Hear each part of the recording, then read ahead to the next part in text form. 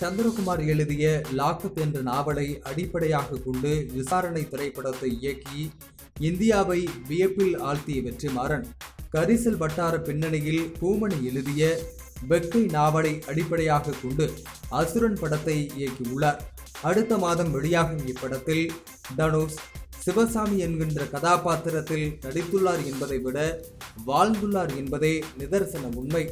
பொல்லாதவன், ஆடுகளம், வடச்சென்னை ஆகிய படங்களை தொடர்ந்து இயக்குனர் வெற்றிமாறனும் நடிகர் தனுஷும் 4வது முறையாக இணைந்துள்ள படம் அசுரன் என்பதால் ரசிகர்களின் ஆர்வம் நாளுக்கு நாள் அதிகரித்து வருகிறது. வேல்ராஜ் ஒளிப்பதிவு செய்ய ஜிவி பிரகாஷ் இப்படத்திற்கு இசையமைத்துள்ளார். இப்படத்தில் மஞ்சு வாரியர், அபிராமி, பசுபதி, பிரகாஷ்ராஜ், பாலாஜி சக்திவேல், கருணாஸ் மகன் கென், ஆடுகளம் நரேன், டிஜே பவன் உள்ளிட்டோர் நடித்துள்ளனர் என்பது கூடுதல் செய்தி.